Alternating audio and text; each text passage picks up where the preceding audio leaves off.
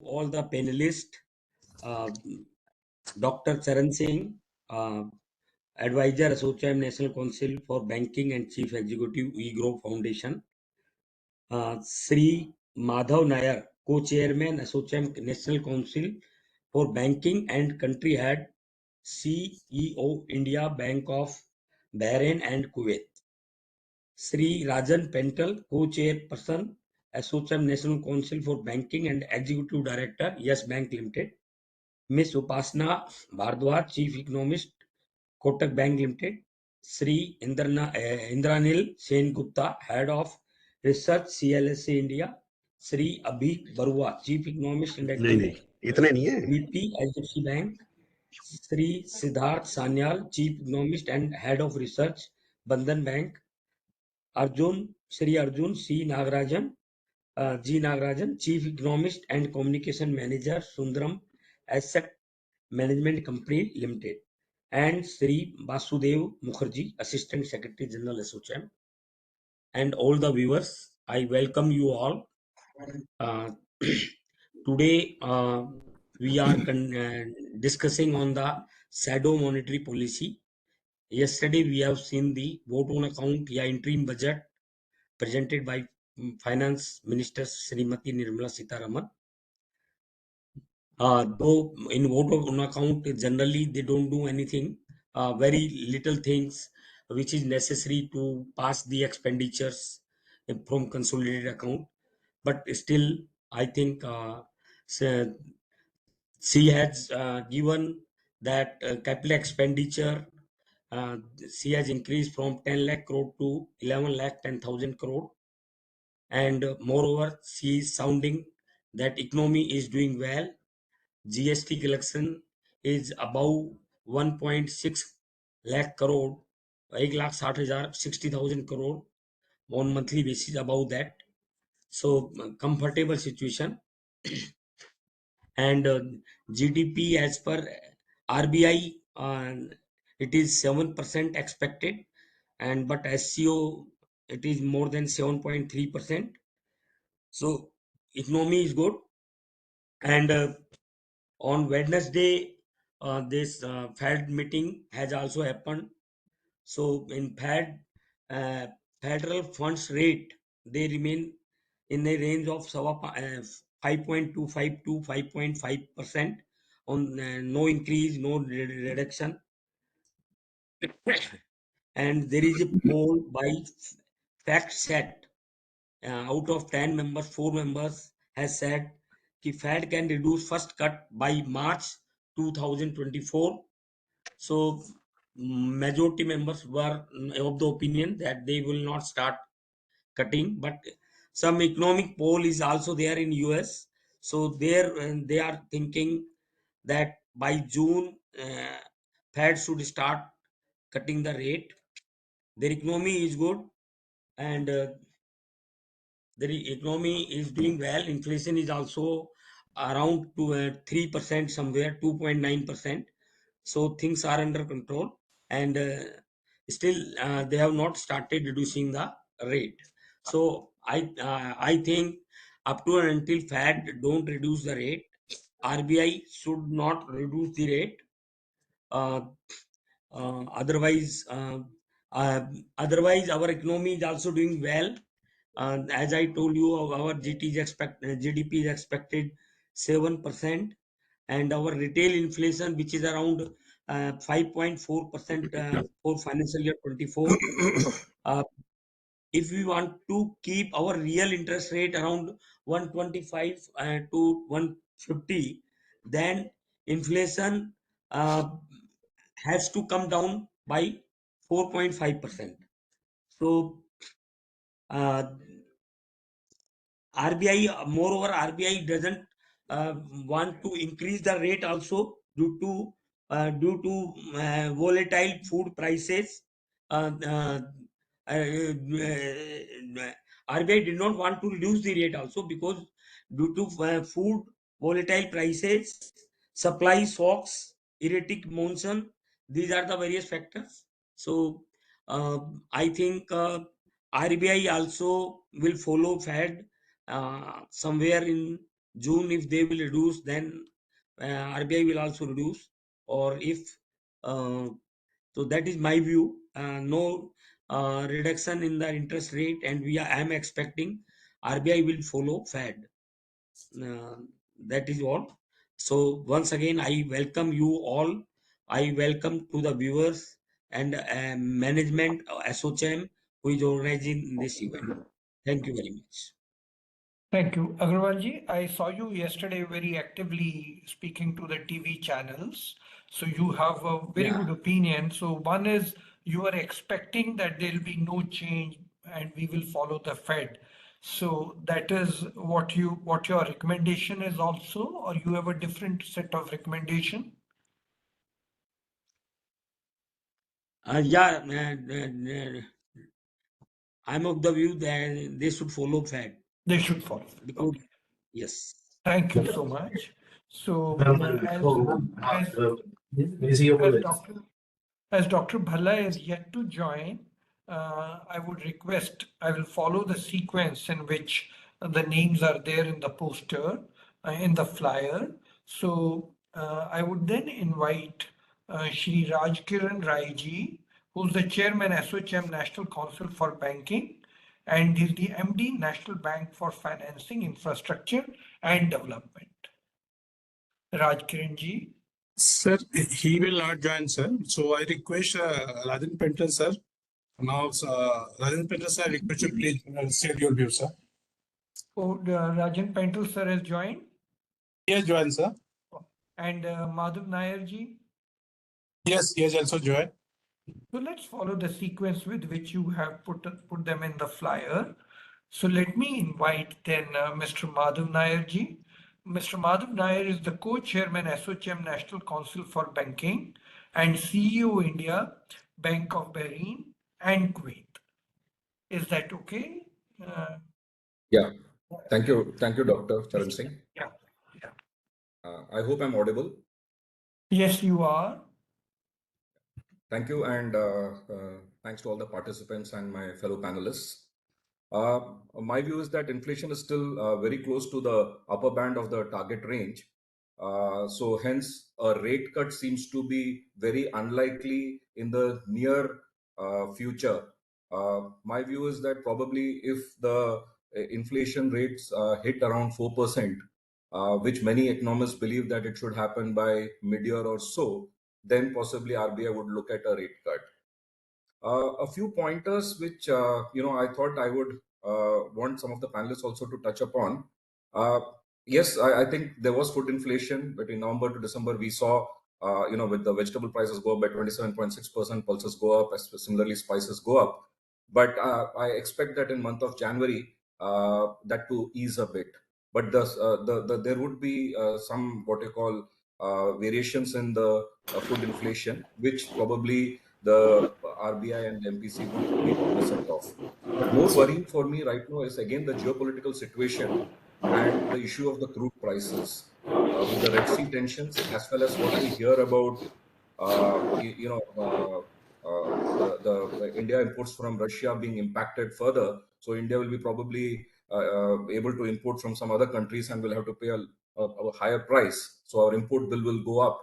So that would also have an effect on the inflation rates in the short to medium term, is what my view is. So hence, keeping this in mind, I think my vote would be that the rates at this point in time, I don't think there are any major changes expected. RBI is expected to keep the rates at, there will be no change in the rates or policy stance from RBI.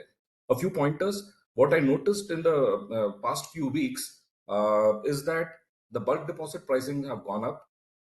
There is a acute liquidity tightening in the last few weeks.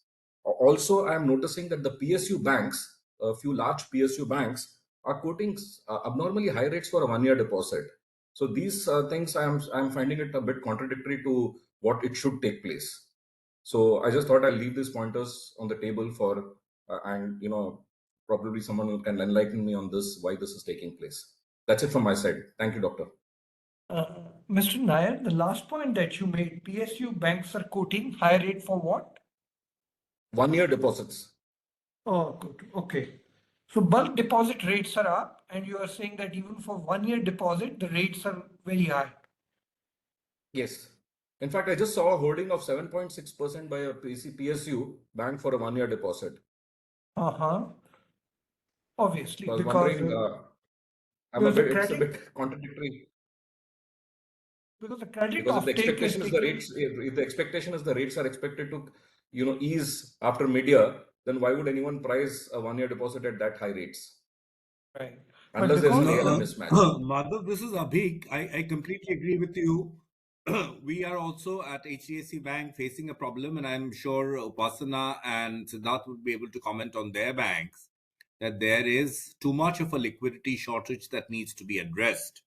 And I think the monetary policy might be the right forum to kind of address this extreme skew in the system, because the liquidity is excessively tight, and I don't think these levels of high liquidity, some of it is of course temporary and would go down as government spending commences. But let me just wait for that. But I kind of sort of agree with you. No, I totally agree with this. There's a liquidity tightness in the market, and that's sort of becoming visible everywhere now. Let me go to the next speaker from the industry. I think we have now the turn for Shri Rajan Pental. He's the co-chairman, ASSOCHAM National Council for Banking, and he's the executive director, Yes Bank. Mr. Pental, please. Good afternoon. So very sorry for joining late. I've just come in and switched on so I could hear to what Madhav said. Before I start with my commentary, I would agree with Madhav as well as with Abhik that there is a tight liquidity, and the deposit rates for up to 1 year are going high, but I think more or less they are less volatile than what they were 15 days back. So in the last 10 to 15 days time, we have seen some stability coming over here. I think the margin in which they were getting negotiated was anything between 20 to 30 basis point. From there, it has come to 10 basis point, variation. So I do see that there is a stability coming. It is not as volatile as it was. But given the liquidity, I do feel that in the coming months, you will again see some volatility there. So that would be my view on the specific subject. Coming on to the commentary, I think the CPI increased to 5.7 YOY in December versus 5.6 YOY in November. On a sequential basis, the CPI index has declined to 0.3%. The arrival of winter crop helped in easing the pressure on the vegetable prices that declined by 5% MOM. Food inflation also drew support from decline in the food and spices prices. The achievement of monetary policy has been to sustain a drop in core inflation with monetary conditions remaining restrictive. On the growth front, I think India still sees there is a bit of a tightness on the rural economy. The two-wheeler and the rural wage growth both are an indicator towards that, and so is the high demand for Manrega jobs. So against the backdrop, we expect the government to continue its thrust on capital expenditure in 25. We expect Indian economy to grow at 6.9 in 25 versus 7.3 in 24. So overall, the rates, in my view, would continue to be more in line with what they are and what I had spoken last in my last time commentary as well. The coming 2 quarters. So H1 is kind of, I don't see any kind of decline happening there. Possibly after that, we could see, but that would be a very calibrated call overall. So this is what I had to share. Thank you so much. Thank you so much. I think with the economic background that is happening both in the US and as we saw it in India yesterday, most of the observers analysts would probably believe in status quo. I think you have flagged very important issue in terms of CPI prices almost stable, and of course the volatility now minimizing in this period. But much has happened in the budget yesterday. We have all heard about it. I would like to simply say that the market borrowing program is now going to be low starting from April onwards. So that I think is going to leave quite a bit of resources available to the private sector. So to that extent, crowding in is taking place, and that may play a role in lowering of interest rates because the market borrowing, the government's borrowing program is reasonably moderated now. I also feel that I agreed with you. The CPI inflation is down, but it's still not in the 4 range. Food inflation, of course, is around 4.9, but CPI generally is around 5.7. The growth story is very encouraging, much more expected, much more than expected. 7.2 in the current year, in the previous year, 7.3 in the current year. The government in its budget speech has factored 10.5. And my thought was that if they have factored 10.5 and inflation is around, if inflation is around 4% or 5%, then the real growth rate is very conservatively estimated.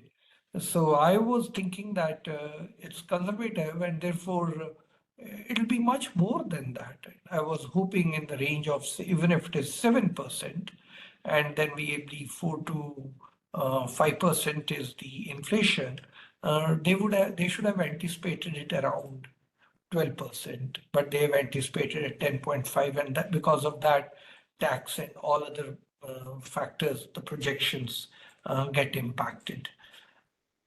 So the growth is very good, and I was thinking because crowding in is taking place, so interest rates, there is an anticipation that interest rates will be low. Housing market is booming, real estate is doing very well. WPI, of course, another indicator, though not very much taken seriously, is also much below the big figures that it had, around 5%. Direct tax collections have done very well. And in January itself, GST has been around 1.7 lakh crore. And the finance minister in her speech mentioned on an average how GST is hovering around 1.6 and doing very, very well. So tax collections are doing well. Now, as far as and of course, RBI came out in their January bulletin looking at the growth story and the state of the economy. And yesterday in the budget, the way the 10-year comparison has been done. And day before yesterday, Government of India released an Indian Economic Review. I thought that was also very, very positive, which gave a 10-year picture, which was again showing how the economy is improving, and then gave to some extent the last year annual picture. And there also, I thought the economy is doing very well. As far as the rest of the world is concerned, the interest rates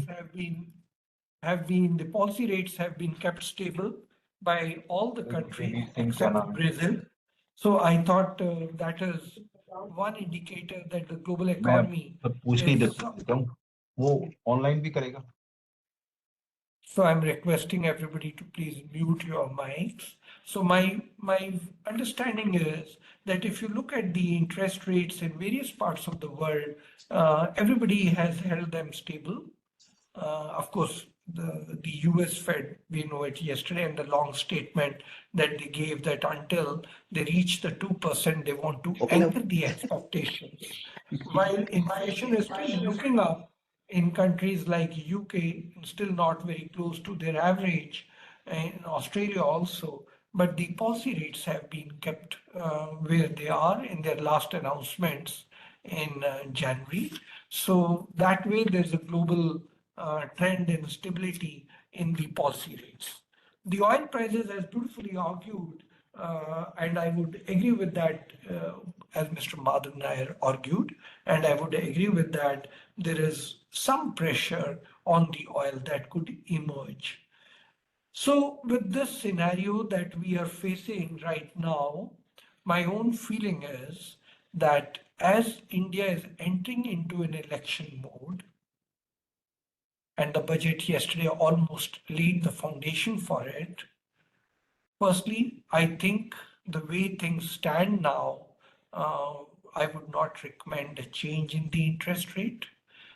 Things are taking place and taking place in a reasonably stable manner.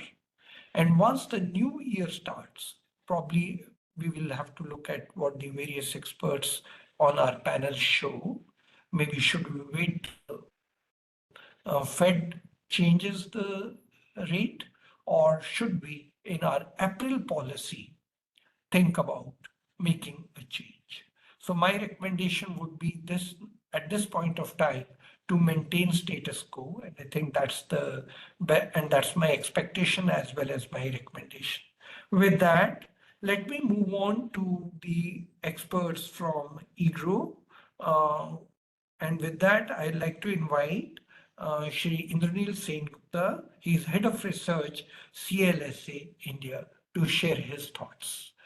Indranil? Yeah, thank you, sir.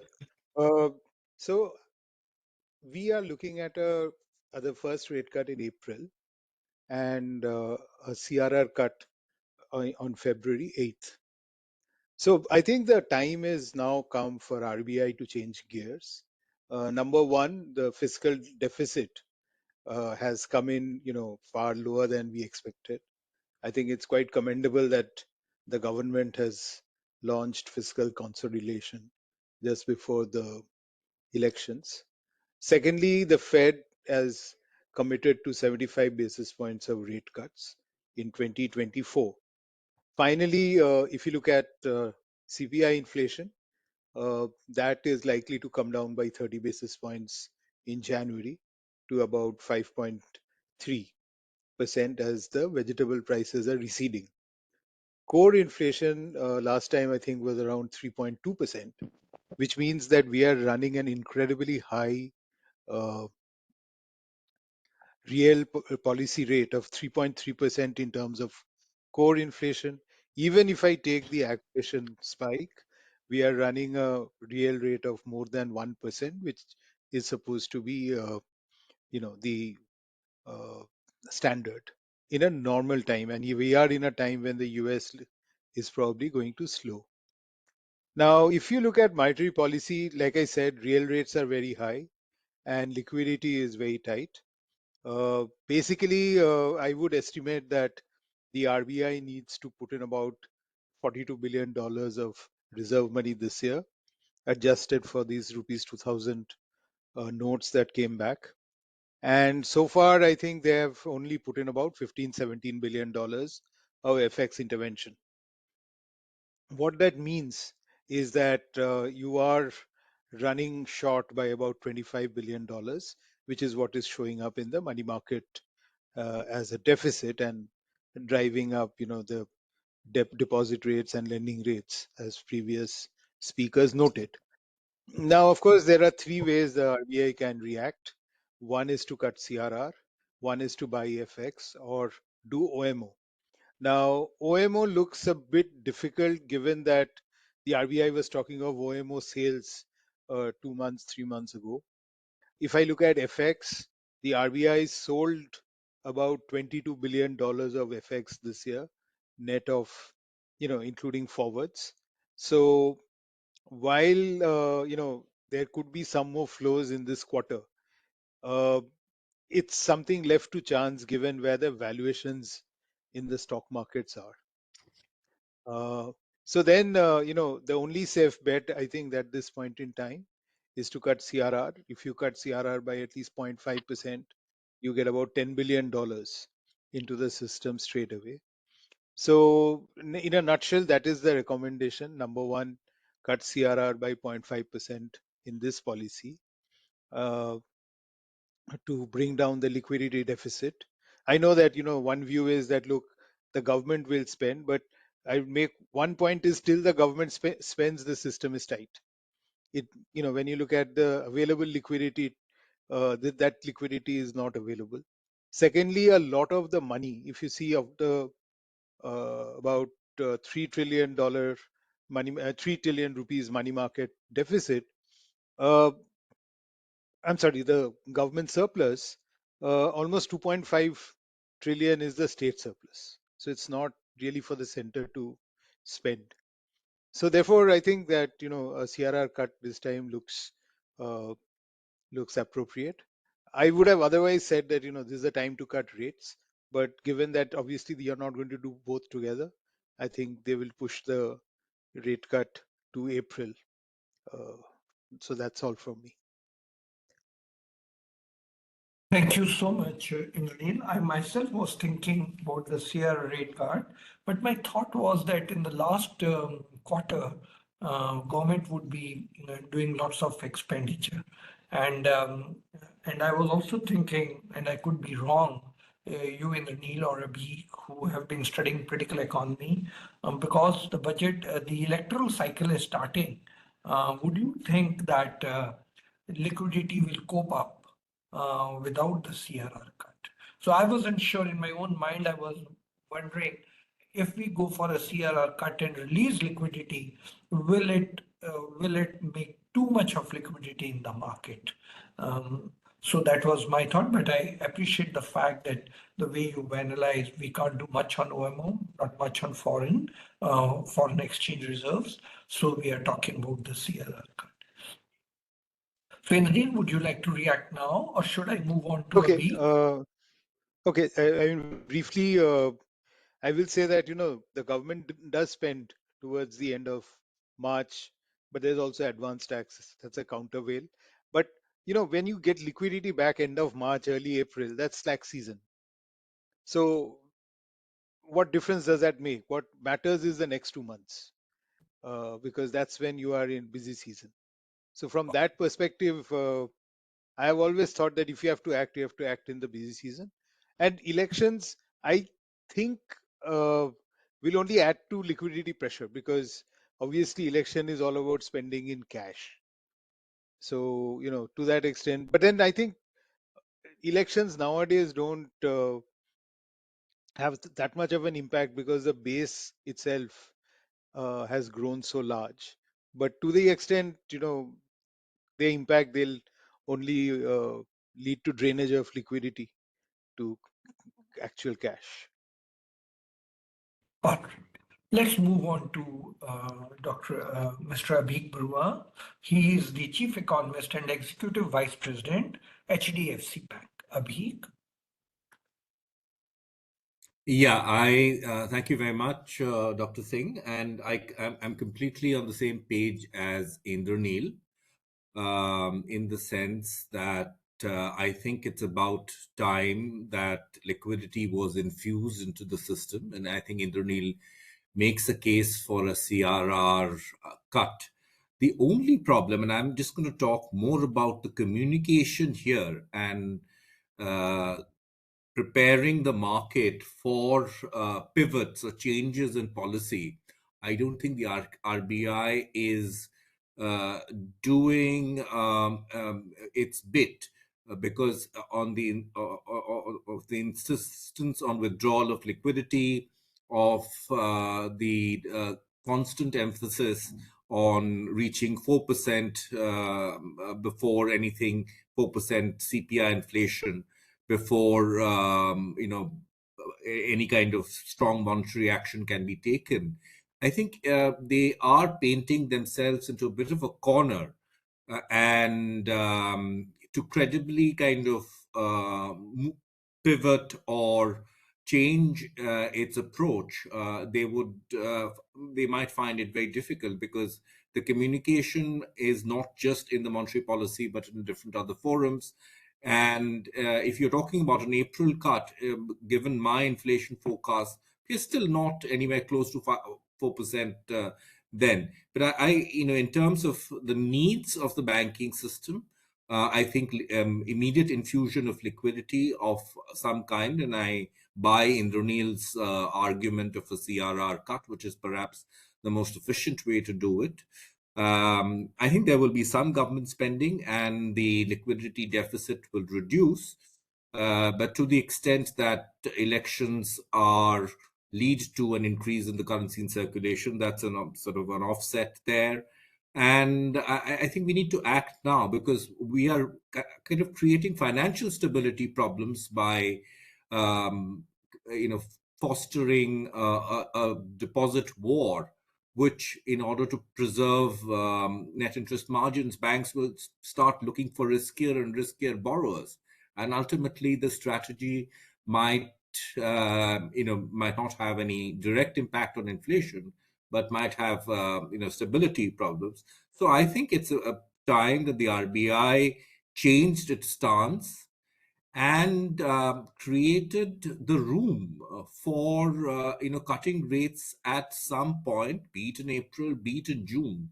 But if you were to kind of not parse the RBI's statements too carefully, but take the various sort of assertions at face value, it seems as if that unless they get down to 4%, they'll not be able to cut, which means that to get to a sustainable 4% trajectory, we'd have to wait till 2025, which I think is undesirable and unwarranted.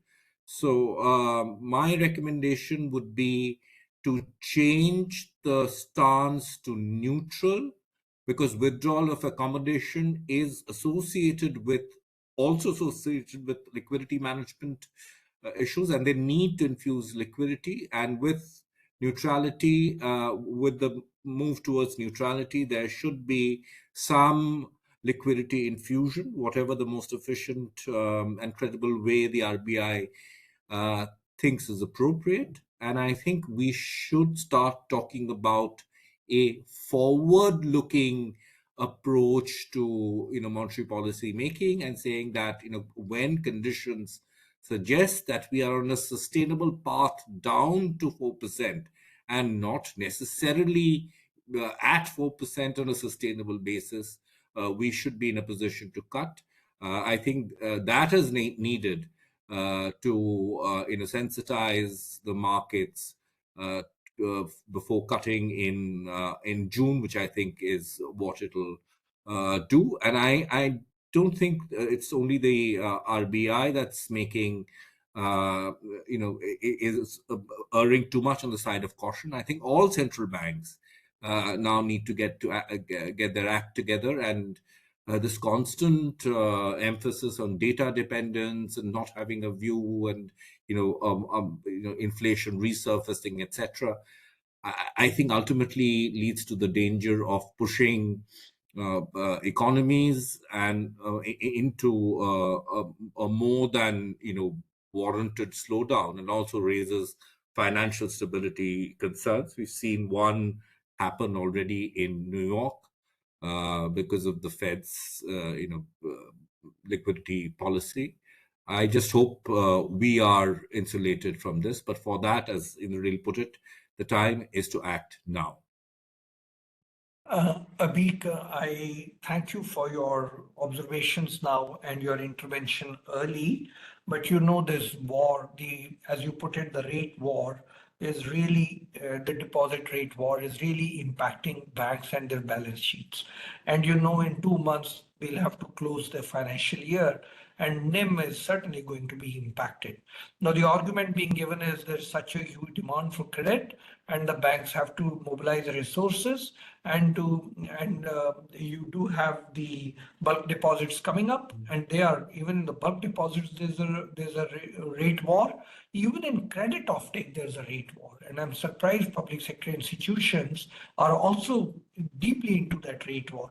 How long you and Siddharth would expect, and Siddharth will whenever he gets his next chance. But Abik, how long do you think this rate war will continue? Because I was thinking that as things ease, the rate war should not have been so aggressive the way it has turned out to be. No, I think Or it's intensified. I think it's intensified, and unless there are signs of an infusion of durable liquidity in the system, the deposit rate war will continue. And on the other hand, there are a lot of big sector bank representatives here. I think we are looking at a different kind of a rate war on the credit side, where I think a lot of the credit growth is happening on the back of pricing, which is not entirely in line with fundamentals like risk and so forth.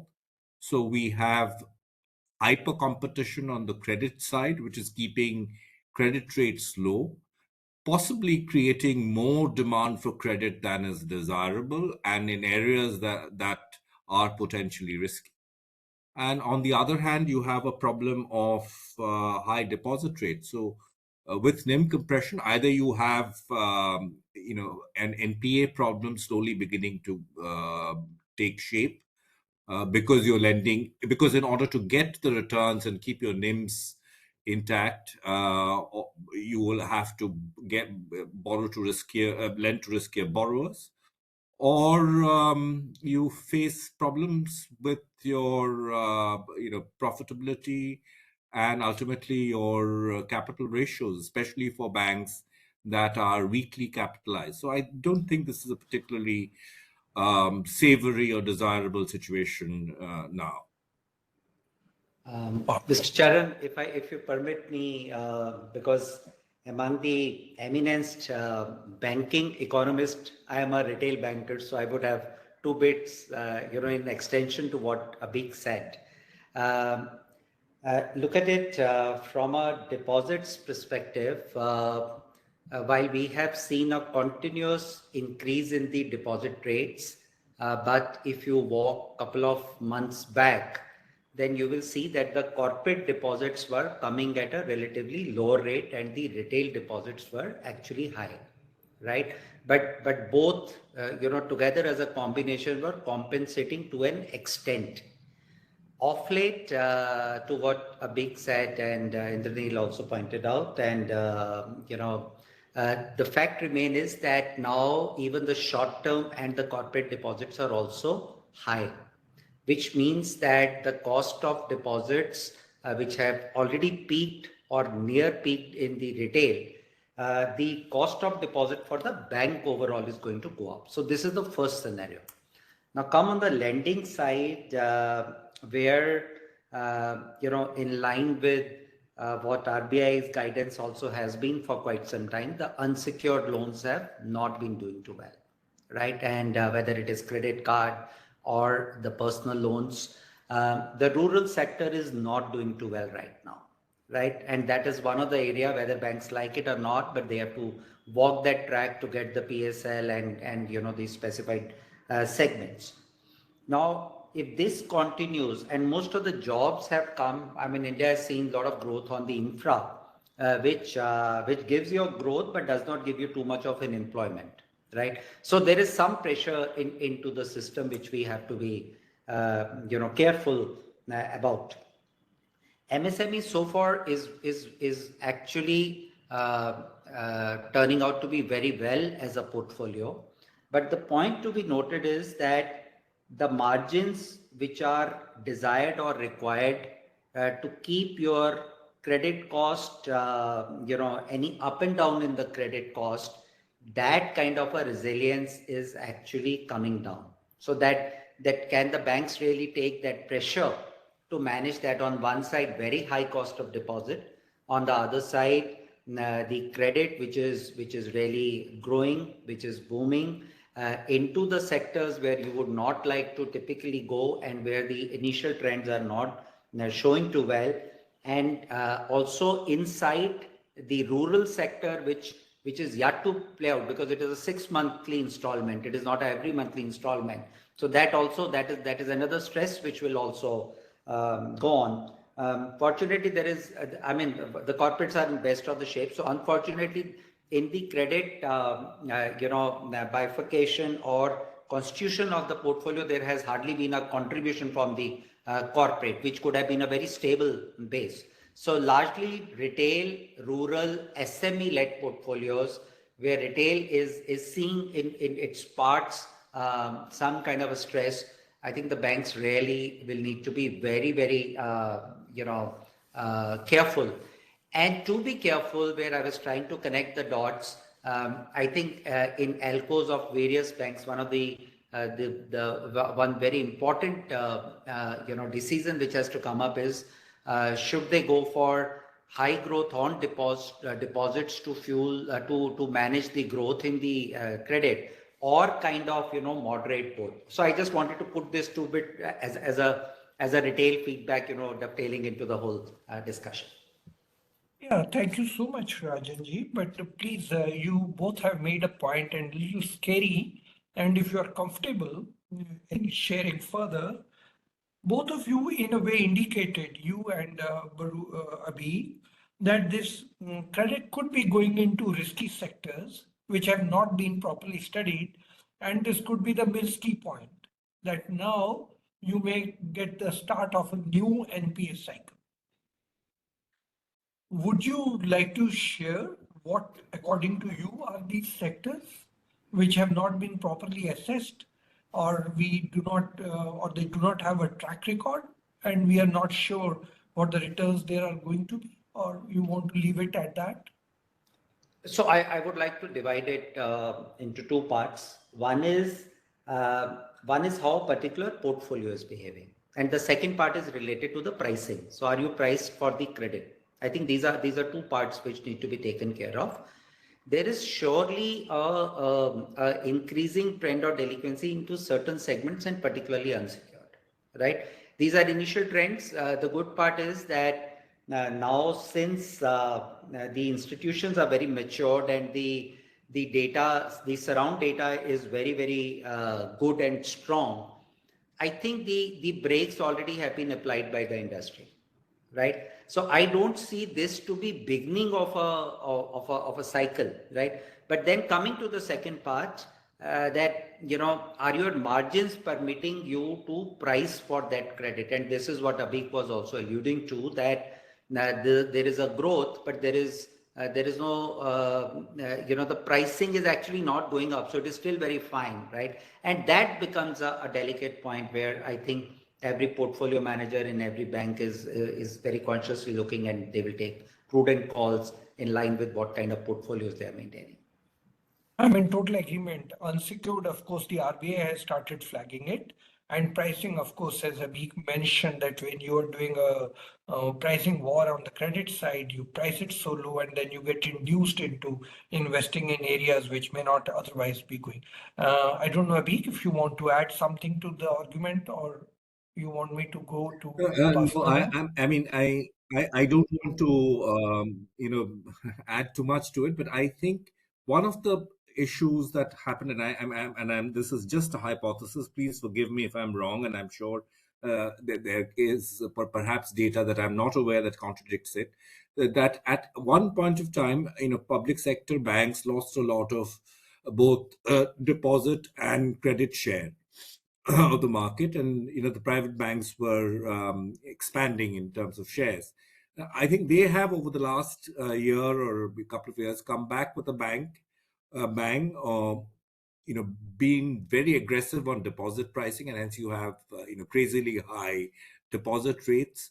And in order to get their credit market share back, they have been very, very aggressive. Almost, let me use the word predatory on the credit side. So I think this is the kind of the beginning of the war, and private banks have to keep up with them. This is, if you just look at the structure in terms of ownership, it's really the public sector banks, for their own reasons, that have kind of driven this war. Maybe I'm wrong, and I am willing to acknowledge it if there is data to the contrary. Well, you could be right. I was hearing that AAA rated NBFCs get from some commercial banks at rock bottom rates. And then, Yes, of course, is it the AAA rated NBFCs which are large in number? They have huge asset base, and then they are able to, are they the ones who are benefiting from this? I'm not very sure as to the Right. flow of credit. Right. But Charan, you're as a former chairman, you're the right person to maybe we should have a special session with you talking about what public sector banks are doing and what their strategy is, and we would love to listen to your perspectives on this. Yeah, you'll have to wait for 10 months. I'm still in the chair. All right, let's move on to Upasana. Upasana is again core member of our Shadow Monetary Policy Committee. She is the chief economist at Kotak Mahindra Bank. Upasana. Yeah, hi. I think lots has been discussed on the skewed liquidity situation currently in the banking system, but I'll just like to highlight a couple of points here. One is we've talked about the credit side.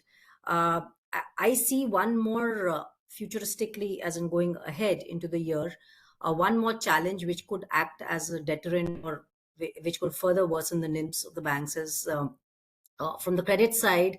One is the kind of issues which RBI has raised already on the personal credit side. So that clearly is already being taken care of. But the other side is wherein the growth momentum will ensure that somewhere the private capex towards the second half of the year, maybe a couple of quarters from now, let's say, should start resulting in higher credit offtake. And this is something which is going to be industry led, which has been the missing piece at the moment in the credit offtake details. When we look at most of the credit offtake at the moment has been personal loan led. Now going ahead, when we do see a better growth on the industrial side, there will be significant amount of a war that will again occur, because there's going to be this is going to be a much more qualitative asset which more and more banks will be fighting for. So there could be a relatively lower credit spreads that could come about to in order to increase the exposure to better credit, better assets, and that in turn could result in spreads narrowing and NIMs being lower. Why? Because again, the problem with deposit is still expected to continue. So we are talking about deposit rate war. CD ratios right now, the credit deposit ratios overall, if I look at the banking system, that is incremental. If I was to look at it, is about 120%. That is clearly very high. Even if I exclude the impact of the HDFC merger, because let's say yes, it gets skewed because of that. Then too, the incremental credit deposit ratio is about 95%. Now, this is definitely something which in itself is speaking volumes, because the deposit creation there itself, when we look at, we're talking about CA and SA of banks versus the TD ratios, that split itself is changing, because CASA is declining and the term deposit shares are increasing, and naturally higher rates are being paid off. So higher deposit rates. So entirely, all of this is impacting the NIMs, is likely to further impact the NIMs going ahead. Now, no, there is no denying there is a liquidity problem at this point in time, and I would concur with Abhi when he says that there is a need to act. But I think we need to keep in mind one aspect. Firstly, we need to separate the liquidity tightness from, durable versus frictional liquidity. That is one part wherein even if we exclude the impact of frictional factors, liquidity is likely to remain tight going ahead, as has already been discussed. But the point is, RBI has also referred to in the past that they would be for a better and smooth transmission. Hence, for the on the tighter side. So I think we need to keep that in mind while expecting something from them as early as maybe the coming week in the policy. I honestly do not expect them to. So one is a recommendation, the other is an expectation. I think RBI has not really communicated enough. We have to see what's really happening. Today itself, RBI has announced a VRRR, a variable reverse repo, and here a reverse repo of 50,000 crore, which of course there was not too many bids there. But the fact is, we look at the TREPS rates, they are below the SDF rate, 613, 6.13, 6.14. So when we look at the overnight liquidity, there is somewhere surplus liquidity available, which somewhere has to be adjusted for. We might be seeing more VRRs coming. So what they are communicating.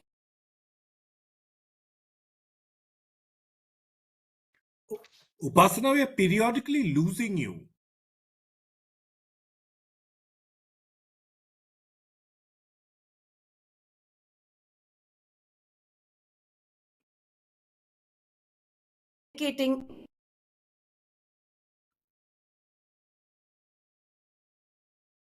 Yeah. Yeah, Upasana, this is the second time we lost you. The last thing you mentioned was hello. I think she'll be joining us again. He's probably disconnecting and joining. Upasana?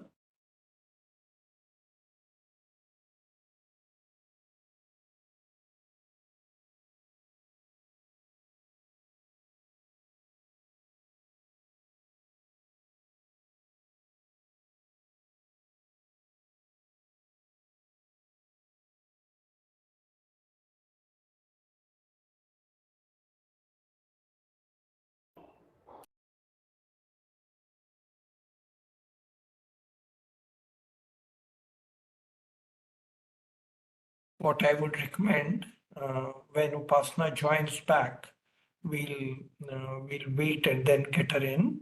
In the meantime, can I request Siddharth Sanyal, Chief Economist and Head of Research, Bandhan Bank, to share his thoughts with us, please?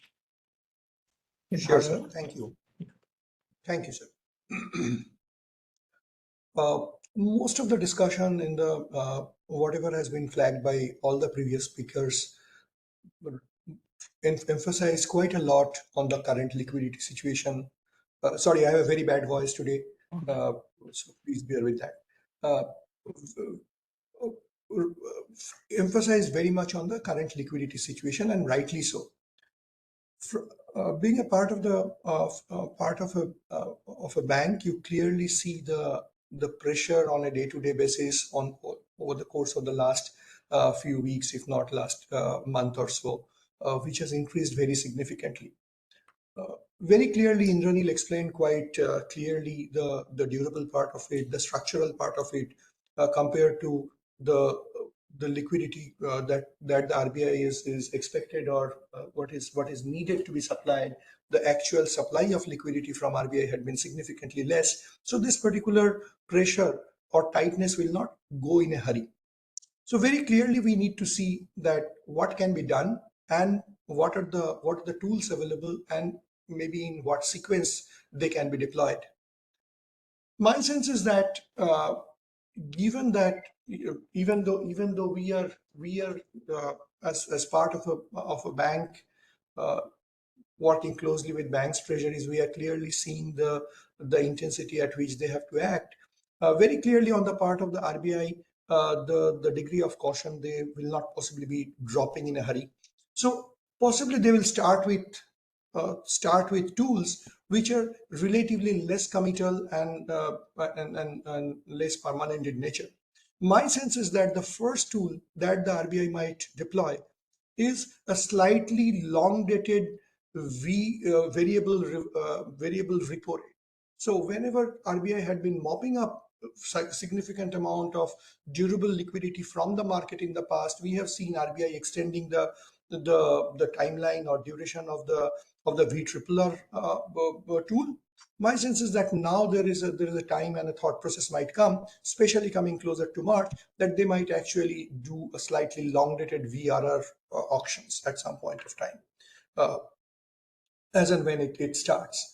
Obviously, Waymo purchase looks a little more difficult, but we are a little more hopeful about possible opportunities of forex purchase by the RBI, and thereby through that route infusing liquidity over the course of the next 2 months, if not for the next 3-4 months. I am not too sure whether RBI will really be considering a cut in the CRR just right now. though as a banker, it'll be a pleasant surprise. But possibly they might actually communicate quite significantly. They are watchful about the current liquidity situation in the banking system, and they will deploy all the tools and some bit of temporary support towards the end of the financial year, which they have done in the past. That if they are asked in some of the forum, possibly at this stage they will not be able to say that that's out of our consideration zone. So possibly the answer will be nothing is off the table. So my sense is that on the liquidity side, they will go for a longer dated VRR. They will not do OMO right at the moment. They'll possibly get opportunities to buy FX, and they will continue to do so as and when they get. And also they will wait and watch if there is a need to offer some bit of support on some temporary relief on CRR in the closer to March. If there is a CRR cut, it will be a pleasant surprise, as I say. On the rate side, I clearly don't expect any rate action at this moment. If I see the guidance from the US very recently, that has started pushing the market's expectation back from a cut in March to May. Now, given that in case of RBI and India, the rate cut cycle from 650, the rate cut cycle can be really shallow. The RBI might actually choose to lag the Fed rather than lead the Fed in terms of cutting rates. So my sense is that definitely not before June we are even discussing about it, if not later. It might even be later in terms of a rate action. But very clearly, more than the rate action, some support, some action on the part of liquidity is much more imminent, absolutely the need of the hour, and they have to do something here. And I think I can stop here. And the other question you mentioned about the liquidity situation at the time of elections, at the time of Indranil's presentation. I think that particular point is one particular point we need to keep in mind, because more often than not we have seen significant drainage of liquidity at the time of elections and holding of cash in circulation going significantly higher. So that is also one particular event we have to keep in mind. Not that it will help us, it will possibly be putting us in some more trouble. But again, if that particular phase is the month of April and May, that really looks way too far at this moment. We have to now think about February and March, and April is really, really far away. I'll stop here. Thank you, Siddharth. I have always been asking for a rate cut for a long time now, and Abhi, forgive me for being so selfish. When I see this rate wars happening, especially on the credit side, my fear was, had the RBI gone for a rate cut earlier, now of course we are entered the electoral cycle. Now it is best to leave it the way it is.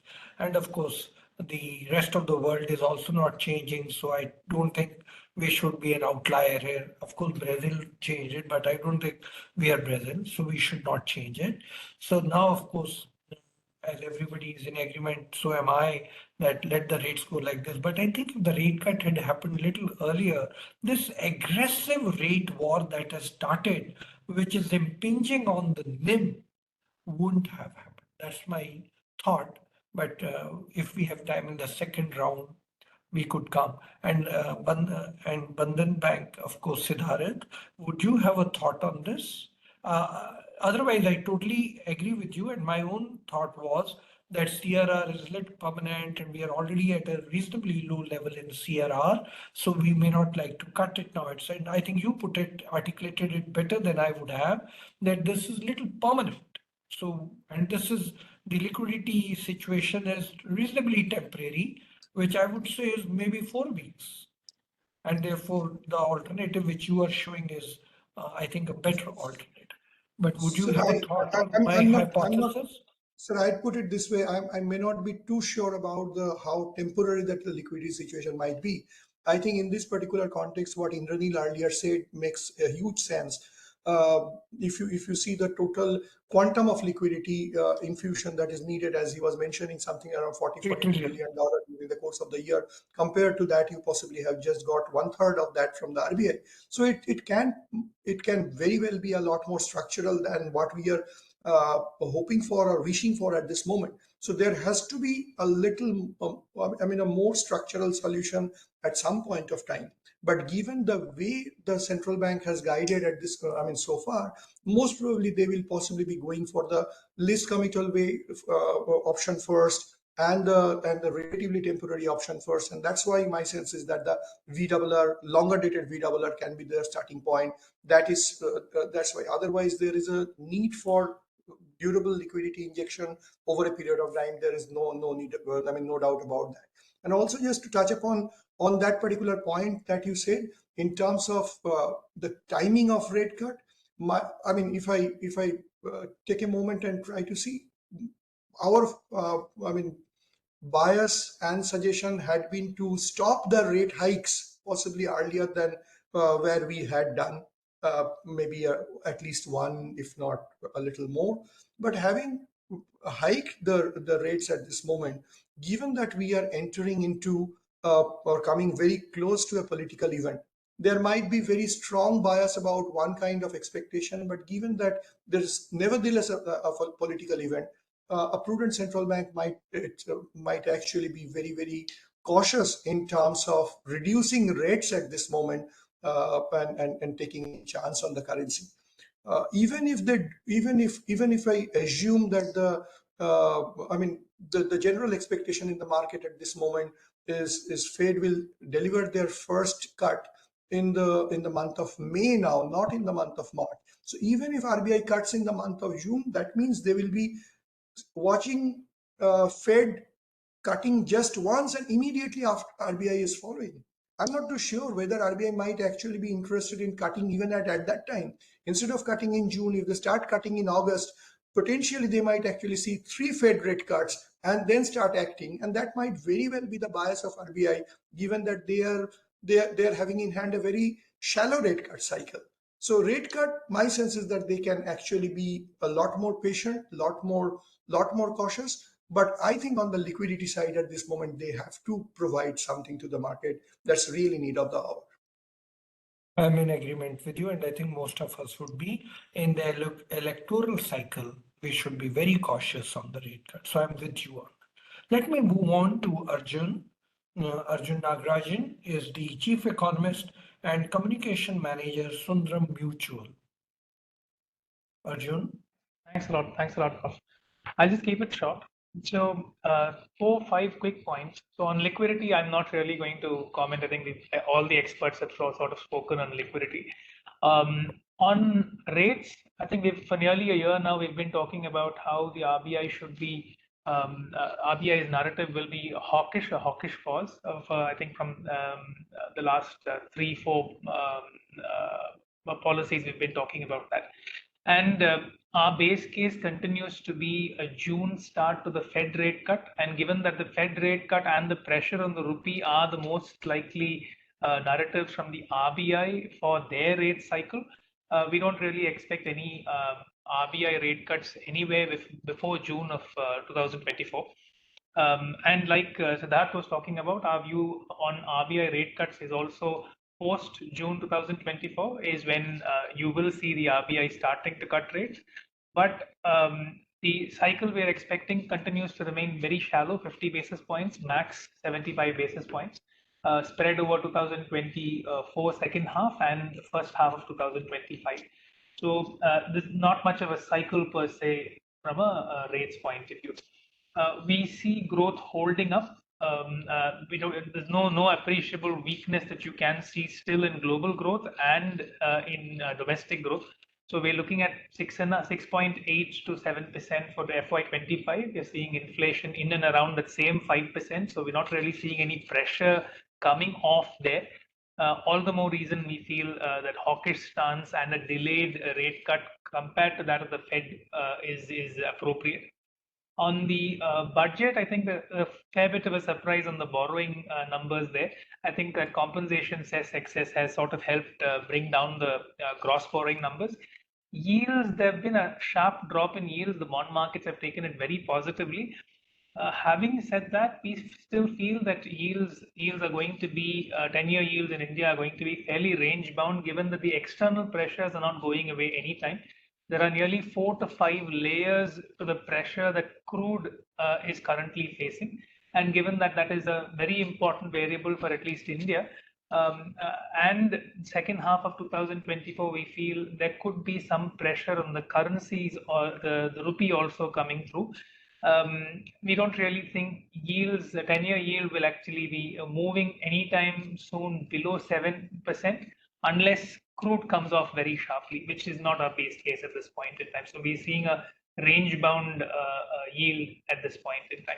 So yeah, so in short, we continue to see hawkish RBI in the next policy. And I think only by the June policy or so, there should be some sort of a easing in the narrative. The only way we see that happening before June is if there's a sharp drop in momentum, global growth momentum, or domestic growth momentum, or crude prices coming off very sharply. Thank you, Arjun. Let me go back to Upasana. She, because of technical snag, she could not complete her observations. Upasana, would you like to complete your argument? So I'm not sure exactly where I got logged out, but no problem. I'll just summarize. I'll tell you where you got. You were speaking about the VRRR, and you were saying that you are expecting them to come back and come in a bigger way. That's where you left. No, VRRRs, no, I was, okay. So what I was trying to say was that RBI in their communication have nowhere indicated that, they have they have too much of discomfort with the liquidity. Number one, every time there has been a question that is asked to them about, the stress that is there. So, especially because I was referring to, I'm not sure if I got logged out before that or not, but CD ratios. CD ratios are extremely high. You covered that. Yeah, to that extent also, RBI has only said that raise more deposits. That's what it is. Now that skewness that is happening at this point in time, if I was to place that in what's happening in the market currently, today's overnight TREPS rates are below SDF rate, 6.13, 6.14, which actually means there is adequate surplus. And yes, they came out with VRRR being announced today. If you just look at the net LAF numbers, it doesn't show, it obviously shows more tightness. But the point here is 50,000 crore was offered by RBI. There wasn't much takeoff there. But having said that, my sense is they will offer more because we cannot have TREPS going below SDF. They have to be closer to 6.5 best case. So this is where RBI will now offer VRRRs more, more frequently to ensure that rates are again aligned to near repo rate. So there is a skewness in liquidity, is what I'm trying to say. That we have a large proportion of the banks who are actually borrowing in MSF rate, which is at 6.75, but in TREPS, outside the banking. But of course, there'll be arbitrage eventually. We have 6.13, 6.14 overnight money available. So clearly, there is skewness that I was referring to. Secondly, and most importantly, I think RBI themselves have not communicated yet for a possibility of a pivot towards. And I think that's what Abhik was referring to. They haven't really yet suggested a possibility of a pivot. So CRR cut looks extremely improbable for me. I would not assign any probability really. I mean, never say never, but very low probability. Secondly, I think even for a repo rate, the argument for a real rate cut, real rates being high, I think the economy is so strong at this point in time that the economy can withstand a higher real rate without adversely getting impacted for some more time before inflation is in and RBI is fairly comfortable. So they need to be very comfortable on inflation before they err on the rate cut. So we are actually not even at in June policy. We are assigning somewhere between August to October policies where we expect a rate cut. Yes, in April, I expect a change in stance. And it could be April or it could be June, honestly, a little difficult to say. And before that, I think liquidity is the important part, wherein with government spending, with RBI intervention, with the VRRs rather, if required, whenever frictional liquidity tightness is felt, is what RBI will be providing for. I don't expect a structural liquidity infusion by RBI just yet. They will wait for some more confirmation before they really go ahead with this. I think I'll just end here. Thank you very much. Would anybody like to come for the second round and make observations? Otherwise, we're already 10 minutes above our scheduled time. Indranil, would you like to share some thoughts? Because quite a few, after you spoke, there's been two thoughts. One's CRR cut or not a CRR cut. The other is the point which Indranil you brought in, which I thought was a very new point, which even Siddharth referred to, was the overhang or not with the 2000 rupee note withdrawal. There is some impact. Would you like to clarify that, or you want to leave it at where it is? Indranil?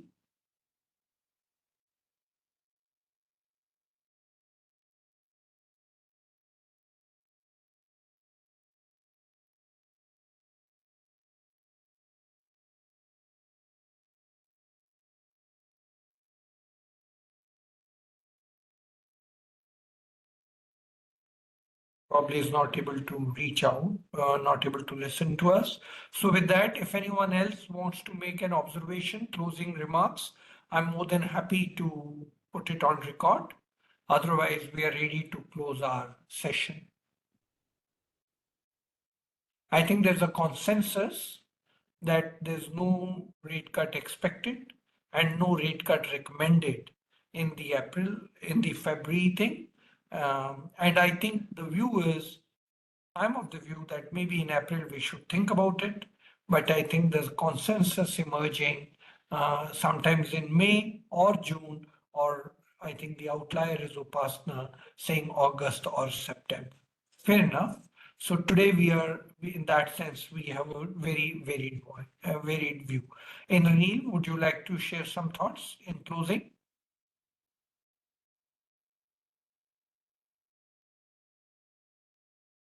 Indranil, you'll have to unmute yourself.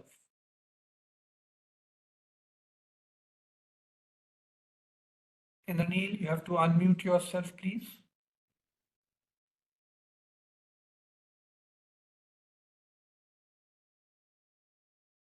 Rajesh, can you unmute Indranil? I think he's trying, No, but this he's is not fine. No, I'm okay. fine. No, this was about the 2000 rupee notes, right? Right. And of course, So, the CRR, because you have heard others on the panel, and if you still have a view on CRR rate cut, and of course, the liquidity related to the rupees 2000 note withdrawal. yeah, so the rupee 2000 note, to take it up first, help to, provide liquidity to the system. In a sense, bank liquidity improved because currency in circulation came down. So therefore, in a normal situation, maybe the RBI would have had to put in about $70 billion, but because of this shift, $42 billion would have sufficed. I think what has happened is that, fearing that there would be huge FX flows, the RBI did not do OMO, and the bond yields have been falling, partly anticipating Fed rate cuts, partly anticipating somewhere the RBI is also going to cut. So maybe the RBI did not also want to feed that by OMO when it had a hawkish stance. But then what is happening in reality is that we have sold about $22 billion of FX, including forwards, and maybe the increase in FX that we see is basically converting those forwards into the RBI's books, and this may partly also be because of lower FDI, because a lot of the private equity money has been going out and so on and so forth. Now, again, yes, uh, there is a chance that in the fourth quarter, at least the trade deficit will come down and there will be a scope to buy. But at the same time, if you look at the way the markets are going, the way the valuations are going up, I'm not so sure that foreign investors will come in, necessarily to buy in the Indian markets. There will be, of course, some support from FPI debt investors because they have the JP Morgan index inclusion purchase to do. But so I think the FPI flows are not that certain. It's very clear that a lot of private equity is booking profits and going out. So FX remains a question mark to me, in my view. So that is why I thought that if you have got yourself in a corner and can't do OMO, having talked of OMO sales 2-3 months ago, and if FX flows are not certain, then CRR is the best way out. So, other than Ranil now, if anyone else wants to make closing observations.